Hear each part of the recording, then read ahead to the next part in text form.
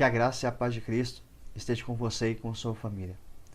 Vamos meditar na palavra de Deus hoje, no livro do profeta Isaías, capítulo 40, a partir do versículo 12.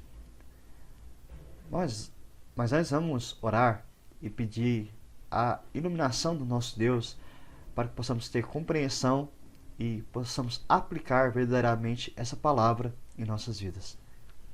Senhor, obrigado, porque temos agora mais uma vez a oportunidade de ouvir a Tua voz através das Escrituras. Fala, Deus, aos nossos corações pela instrução do Teu Santo Espírito nessa palavra. Obrigado, Senhor, porque temos acesso à Sua voz mediante Cristo Jesus, o nosso Salvador. É no nome dele que nós oramos. Amém. Nós somos pessoas que gostam de fazer comparações. Nós comparamos coisas, o carro, a roupa, as casas. Nós comparamos temperamentos. Pessoa animada, aquela é mais tímida, aquela é mais calma, aquela outra é mais estressada. Nós comparamos pessoas. Nós comparamos nossos pais, nós comparamos nossos amigos, nós comparamos a namorada com outra, nós comparamos a nossa esposa, o nosso esposo com outro. Nós comparamos até mesmo o pastor da igreja com outros pastores. Mas não há possibilidade de comparar Deus com nada e com ninguém. E Isaías é um arauto sobre isso. O contexto desse livro, principalmente a partir do capítulo 40, uma expressão poética e profética sobre os julgamentos de Deus e a restauração vindoura sobre o povo de Judá, que estava vivendo no contexto do exílio da Babilônia por consequência de violarem a aliança com Deus através da imoralidade e através da idolatria. E no versículos de 1 a 11 do capítulo 40 de Isaías, o profeta traz aqui uma mensagem de consolo para o povo. Deveria repousar-se na glória de Deus. Por quê? Nessa glória, Deus perdoa os pecados do povo, Deus mostra a sua presença real, Ele mostra que a sua palavra é permanente e o povo poderia desfrutar do pastoreio amoroso do Senhor. Há um anúncio, então, profético da intenção de Deus em salvar, redimir e restaurar Judá.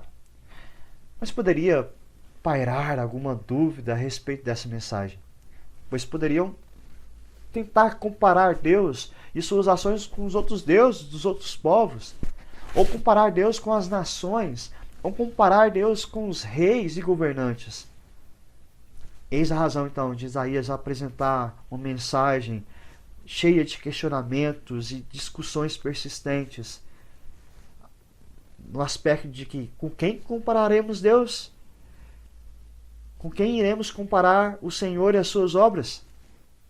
E nós veremos aqui que a resposta é que não há como comparar Deus com nada e com ninguém.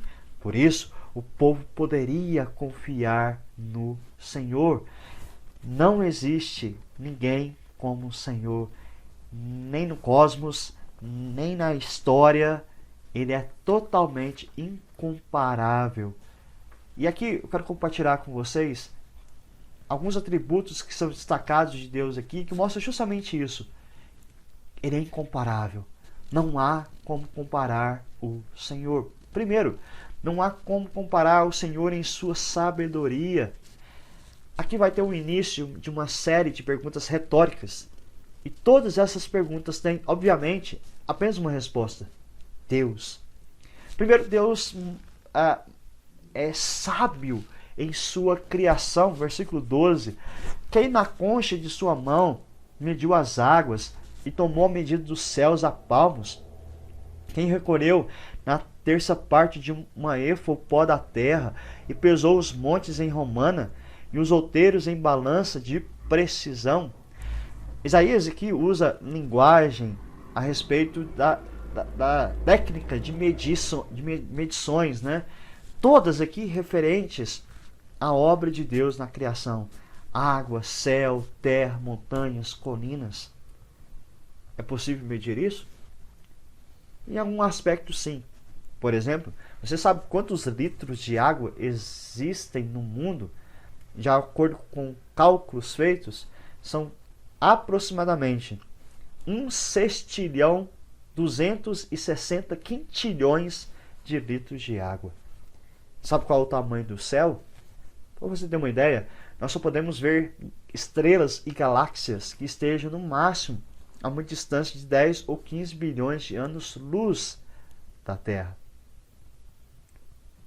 Quantos quilos de pó de terra há no mundo? Quanto pesam os montes? Com certeza também são números gigantescos, além de toda medida. Mas a questão aqui não é saber estes números, mas determinar estes números. Em sua onipotência, Deus determinou a medida das águas, a dimensão do universo, a quantidade de pó da terra. Ele determinou a formação dos montes. Ele tomou medida. E a ideia aqui é de ele colocou no estado regulado, correto. Ele determinou a medida. E quando Isaías termina o versículo falando da balança de precisão, ele reflete aqui a natureza finita do mundo criado em comparação ao Deus infinito que o criou. No capítulo 42, versículo 5, ele confirma essa criação de Deus. Assim diz Deus, o Senhor, que criou os céus e os estendeu, formou a terra e tudo quanto produz. A sua sabedoria é expressa na perfeição da criação, mas também nas suas tomadas de decisão, nos seus direcionamentos. Você percebe a sabedoria única e exclusiva que Deus possui. Versículo 13 nos diz o seguinte: quem guiou o Espírito do Senhor? Ou como seu conselheiro o ensinou? Aqui é uma referência direta ainda à criação. Nos faz lembrar no início de Gênesis, quando diz que o Espírito de Deus pairava sobre as águas, na formação, na criação de todas as coisas. E quem guiou o Espírito? Quem determinou como deveria ocorrer a criação? Ninguém. Ninguém seria capaz de conduzir o Espírito nessa obra de tamanha perfeição. E aqui está a supremacia da sabedoria, do conhecimento de Deus. No versículo 14 vai continuar essa ideia. Com quem tomou ele conselho para que lhe desse compreensão? Isso é interessante que nas religiões não israelitas incluíam a crença de um conselho de deuses. Textos que fazem menções de um Deus que pode estar acima dos outros, mas que ele consulta os outros membros do panteão divino. O profeta, então, aqui ele nega a existência de um conselho celestial a quem Deus procura orientações. Ele continua: quem o instruiu na vereda do juízo? E aqui a ideia de juízo é estabelecimento correto, uma administração correta de uma ordem clara e perfeita. Quem ensinou Deus a perfeição da criação? Quem ensinou Deus a perfeição de seus caminhos? Ninguém. E ele conclui, versículo 14: ele lhe ensinou sabedoria e lhe mostrou o caminho de entendimento. Ninguém ensinou nada a Deus. Ele é a fonte de sabedoria, de tal forma que o seu conhecimento é insondável. No final do versículo 28 vai dizer: não se pode esquadrinhar o seu entendimento. Está implícito aqui, nessa discussão de conselheiros, o plano de Deus para a redenção do povo de Judá. De quem Deus teve essa ideia de trazer a redenção? Seria resultado de um comitê celestial em assembleia? Ou procedeu independentemente do coração e mente daquele que criou todas as coisas, daquele que formou todas as coisas e de que todas as coisas dependem? Se a resposta é o primeiro ponto, então a redenção se tornaria duvidosa.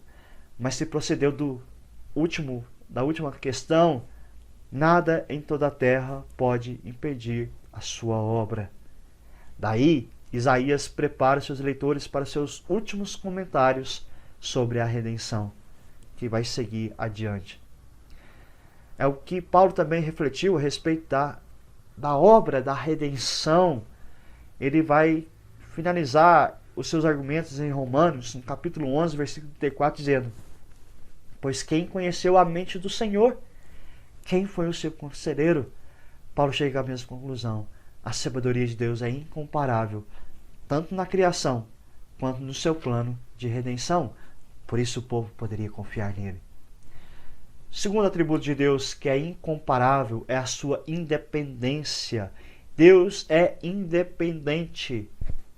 Por exemplo, das nações, versículo 15. Eis que as nações são consideradas por ele como pingo que cai num balde e como grão de pó na balança. As ilhas são como pó fino que se levantam.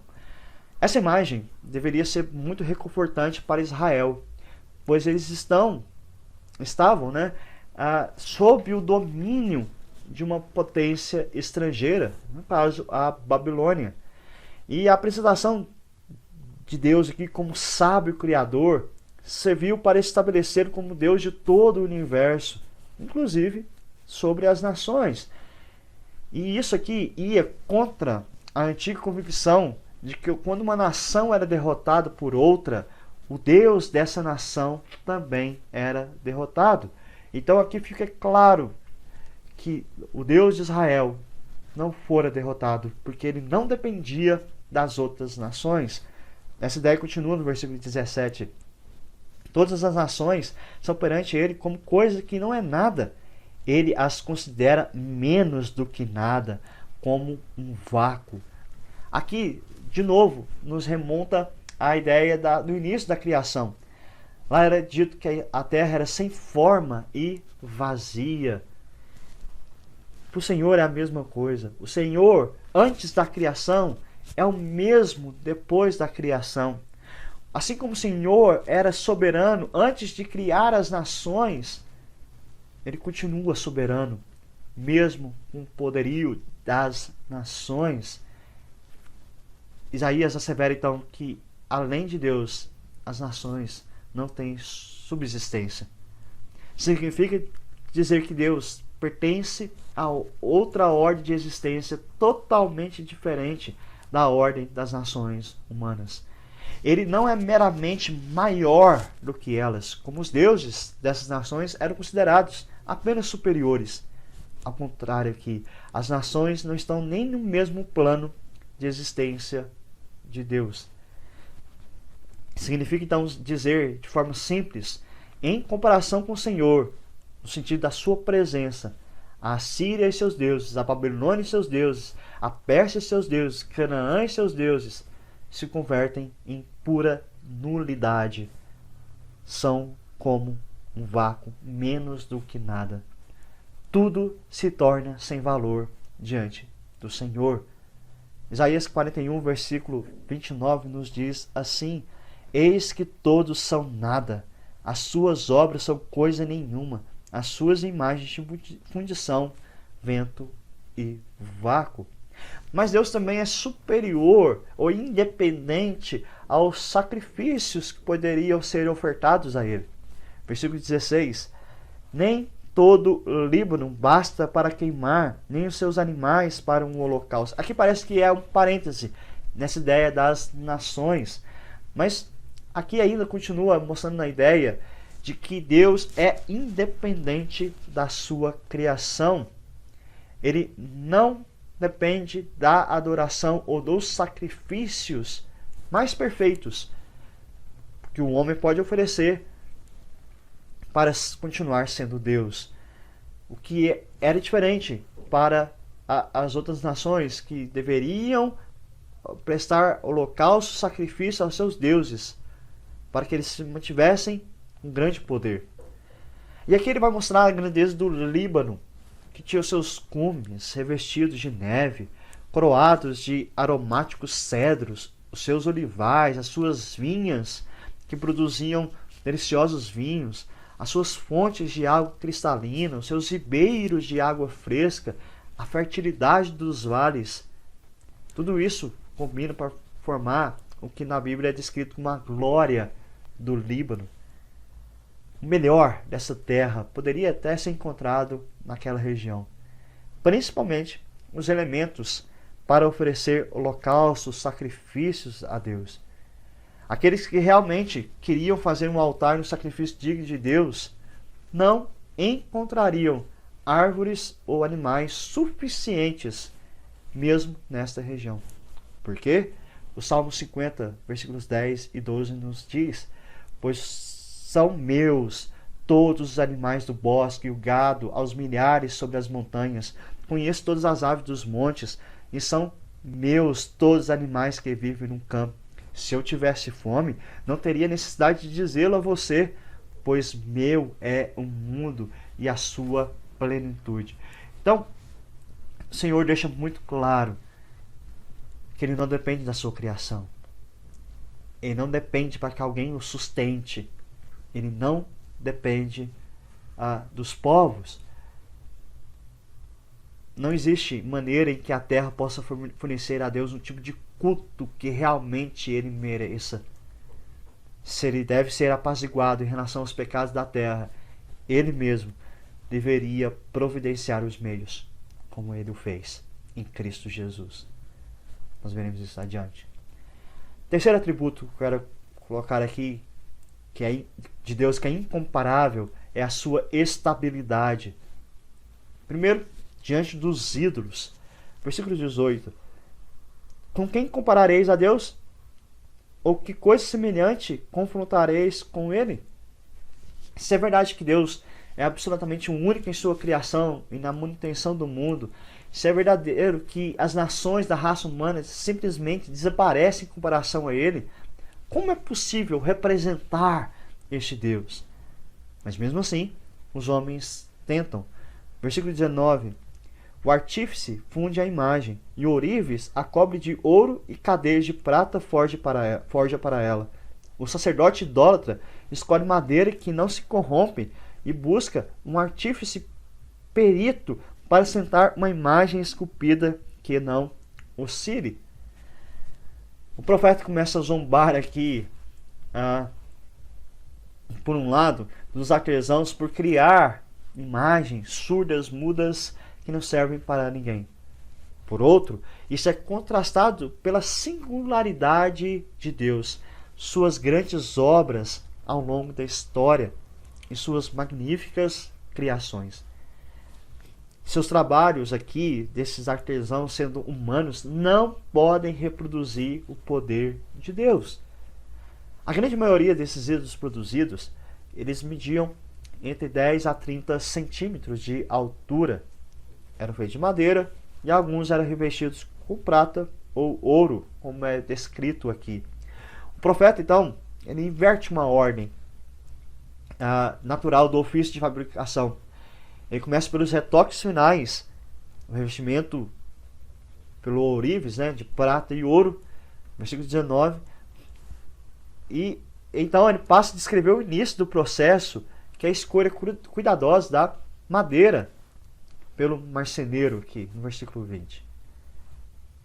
Ou seja, o Deus que precisou ser disfarçado, a madeira não daria glória. E aí ele era disfarçado com ouro e com prata. E há uma ironia aqui, porque Deus é que escolhe o seu povo. Capítulo 41, versículos 8 e 9.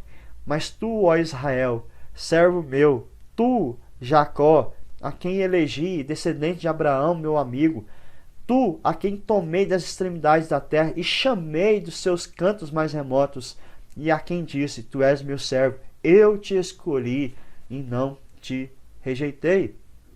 E aqui então há um contraste lamentável, porque os idólatras podem apenas escolher o tipo de madeira que preferem para a construção de seu Deus. E o que é interessante é que esses deuses que eles produzem são deuses que eles procuram para que não oscile, não caia. O final do versículo 20 diz: uma imagem esculpida que não oscile. No capítulo 41, versículo 7, dá uma ideia melhor a respeito disso, como é que eles faziam. Assim, o artífice anima ao ourives, e o que alisa com o martelo, ao que bate na bigorna, dizendo da soldura, está bem feita. Então, com pregos fixa o vidro para que não oscile, para que não caia. E aí há uma história interessante, registrada lá no primeiro livro de Samuel, capítulo 3, capítulo 5, versículos 3 a 5, em que o episódio em que os filisteus, nos dias de Eli, eles roubam a arca da aliança. E havia o costume, quando você roubava o ídolo de um povo, e eles consideravam a arca da aliança o ídolo de Israel, eles deveriam levar para a casa, para o templo dos seus ídolos. Então, eles tomaram a arca da aliança e levaram para a casa de Dagon. E lá havia o ídolo esculpido. E quando perceberam no outro dia, o Dagon estava caído no solo, com o rosto em terra. Acharam estranho e levantaram Dagon. No outro dia, encontraram novamente Dagon caído, só que com a cabeça e as mãos cortadas. Era uma prova evidente que esses ídolos não se sustentam.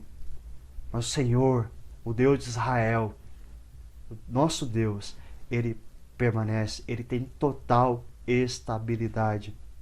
E aí, Isaías vai continuar no versículo 21. Acaso não sabeis? Porventura não ouvis? Não vos tenho anunciado desde o princípio? Ou não atentastes para os fundamentos da terra? E agora ele usa essas perguntas retóricas para convencer que, ao olharmos para a grandeza da criação de Deus, percebemos que ele é um Deus estável. Além de criar todas as coisas, ele sustenta todas as coisas. E o único que poderia fazer isso é Deus.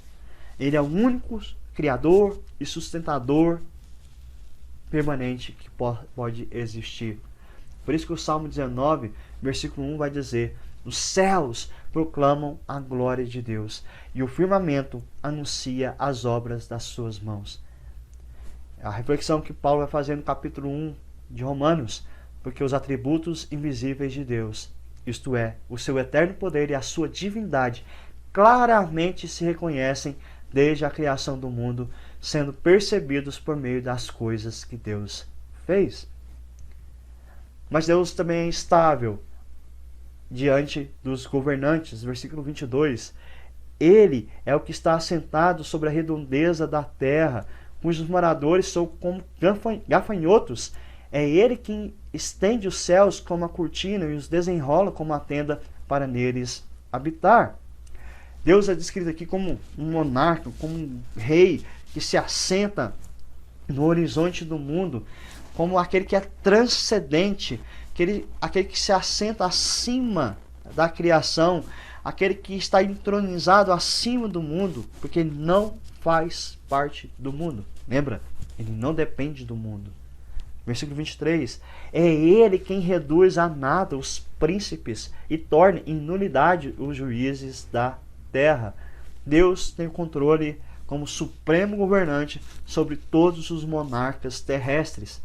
Tais pessoas que se tornaram proeminentes para uma tarefa importante como governantes diante do Senhor são nulos comparados à autoridade e à proeminência que Deus detém.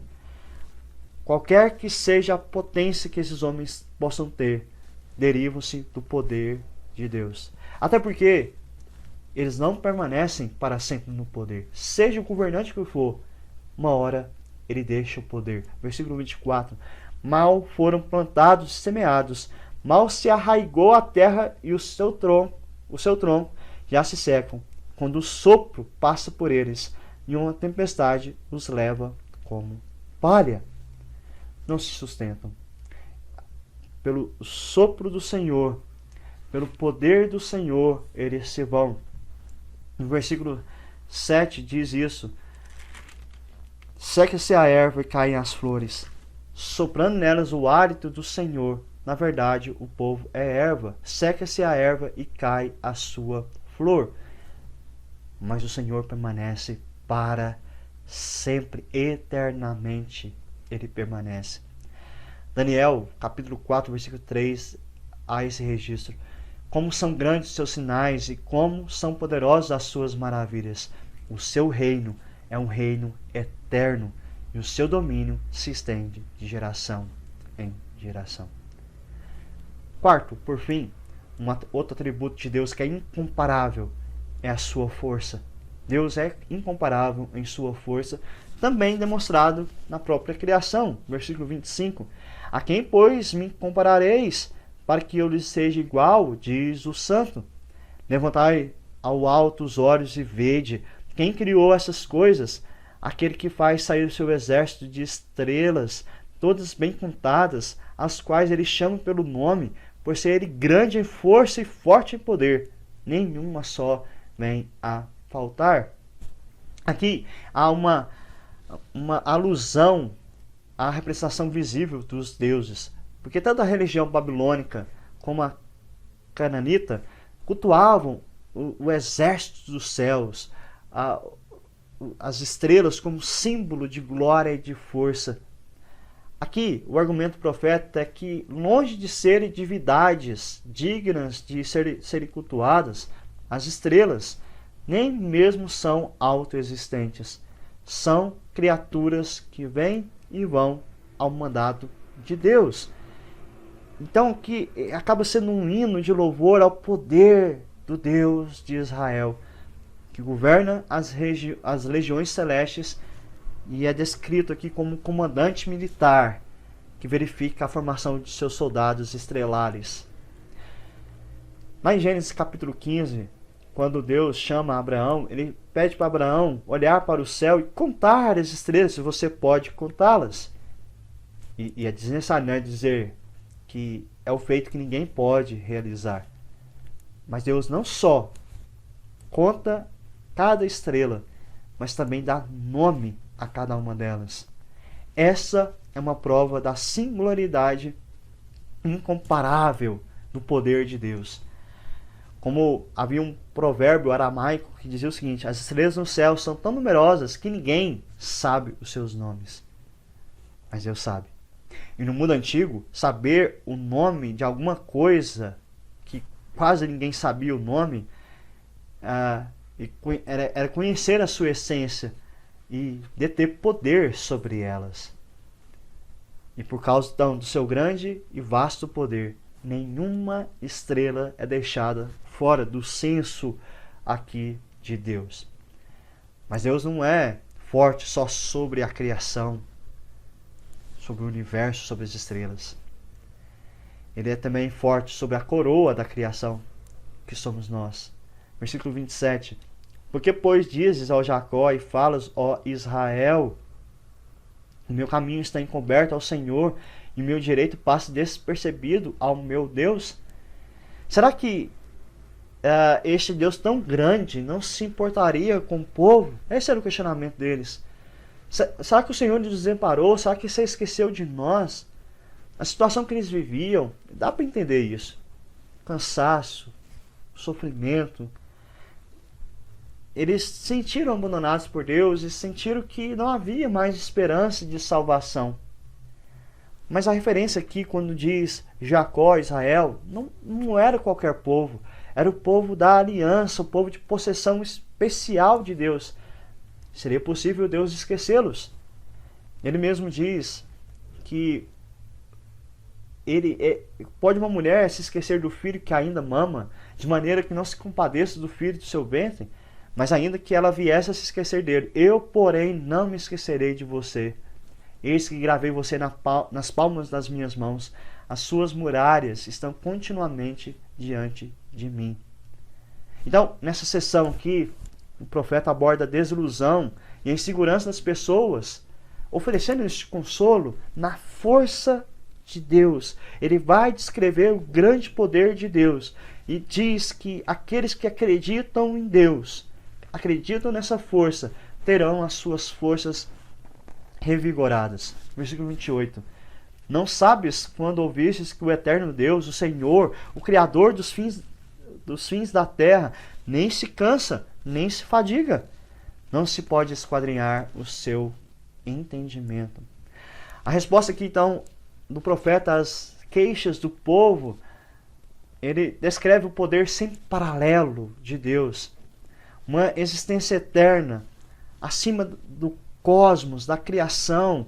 Um Deus que nunca se cansa. Um Deus que é soberano em sua sabedoria, que não conhece limitação para o seu poder. Por isso, não há razões para alegarem que a causa deles, a situação deles, foi negligenciada por Deus. Os caminhos de Deus são insondáveis. Eles não têm motivos para questionarem a ação de Deus ou como Deus iria agir no meio do povo.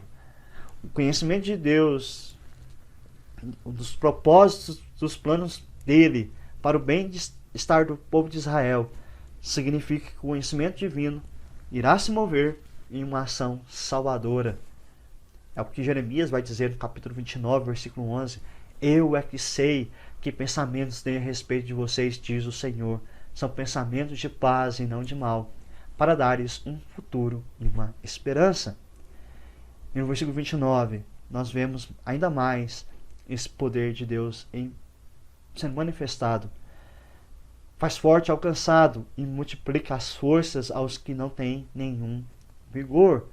Deus, em seu grande e vasto poder, não apenas não se cansa, mas ele tem uma reserva infinita de força para compartilhar com o seu povo. Os exilados deveriam saber que o Deus eterno via a situação deles e tinha o plano e o poder para restaurá-los de sua posição de fraqueza. E essa dádiva de Deus é para todos os tempos, inclusive para nós. Versículo 30. Os jovens se cansam e se fatigam, e os moços de exaltos caem. A força humana, ela não dura, ela se desgasta muito facilmente, levando a um profundo desespero. E independente da grande resistência dos jovens, chega um momento que a sua força diminui e o seu vigor se esgota. Mesmo os seres humanos mais vigorosos são mortais, infalíveis, têm suas limitações físicas. Mas principalmente aqueles que passam por algum tipo de calamidade, sofrimento, lutas, as suas forças se esgotam mais rapidamente. E aí, a esperança do fraco repousa no poder de Deus. Mas os que esperam no Senhor renovam as suas forças. Aqueles que depositam sua confiança no Senhor sempre renovarão as suas forças. E esperar no Senhor implica duas coisas: uma completa dependência dele e a disposição de permitir que ele decida as coisas, os termos, os caminhos. Esperar no Senhor é admitir que não temos outro auxílio. Nem nós e nem ninguém poderá nos auxiliar. Esperar no Senhor é declarar nossa confiança em sua ação em nosso favor. Daí, essa expressão no hebraico não é simplesmente deixar o tempo passar, mas é ter uma vida confiante, uma vida de expectativa no Senhor.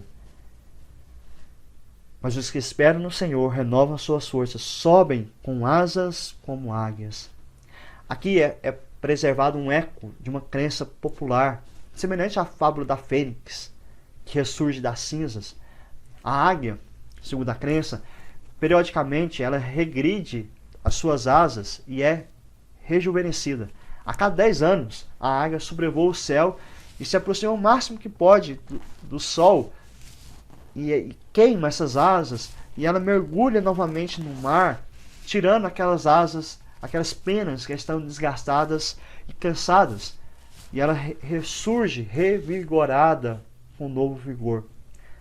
Essa é mais ou menos a ideia do Salmo 103, versículo 5. É Ele quem enche de bens a sua vida, de modo que a sua mocidade se renova como a da águia. Deus concede àqueles que confiam nele grande resistência e vigor, para que nunca se cansem da sua jornada em servi-lo, servir a Deus. E ele termina: correm e não se cansam, caminham e não se fadigam. É o sentido de permanecer em qualquer situação na jornada, não só por um impulso de correr, mas mesmo quando estamos caminhando, mesmo em passos lentos, o Senhor está nos dando a sua provisão. Ele nos dá a sua força, Ele nos sustenta. Que mensagem o povo de Judá estava recebendo? Que mensagem nós recebemos hoje? Não tem como não concluir esse texto com a passagem do primeiro livro das Crônicas, capítulo 29, versículo 11. Teu, Senhor, é o poder, a grandeza, a honra, a vitória e a majestade, porque teu é tudo e que há nos céus e na terra. Teu, Senhor, é o reino e tu exaltaste como chefe sobre todos. Essa supremacia do Senhor sobre a criação era fonte de conforto para o povo de Judá de cativeiro. A provisão divina de força inesgotável àqueles que nele esperam era fonte de conforto para o povo de Judá em cativeiro. Deus é o único no controle da criação e da história. Deus não tem só o poder para criar, mas tem poder para redimir. A sabedoria de Deus pode ser manifestada na sua criação por meio de Cristo. As suas sábias decisões estavam na criação, estavam no plano da redenção em Cristo Jesus. A suprema grandeza de Deus foi manifestada no Senhor Jesus, o qual, nessa demonstração de poder, o ressuscitou dentre os mortos e hoje ele está assentado à destra de Deus. A independência de Deus das nações, mas ele chama agora para si todas as nações no sacrifício perfeito e único capaz de satisfazê-lo, que é Cristo na cruz. A estabilidade de Deus em firmar para sempre o seu governo está no Filho amado, ressuscitando entre os mortos, o qual foi feito Rei dos Reis e Senhor dos Senhores. E agora temos a força dele em nossas vidas, nos trazendo grande salvação. Porque Cristo vive em nós. Com quem compararemos o Senhor que faz tamanha obra em nossas vidas? Para finalizar, duas aplicações. Dependa de Deus. Você não é forte o suficiente para enfrentar a vida sozinho. Dependa de Deus. Ele é o seu auxílio. Ele é o seu supremo pastor que te guia. Ele está agindo na sua vida e vai continuar a agir. E você pode depender dele. Segundo, espere. Deus não age em nossa escala de tempo ou horário. Ele não possui as nossas limitações. Seja a situação que você está vivendo, Deus trará solução. Esperar nele não é simplesmente ficar quieto. Siga a sua vida servindo ao Senhor. Não há como compará-lo.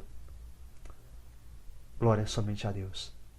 Senhor, obrigado por essa palavra tão poderosa, tão reconfortante, Deus, que traz tamanha esperança aos nossos corações.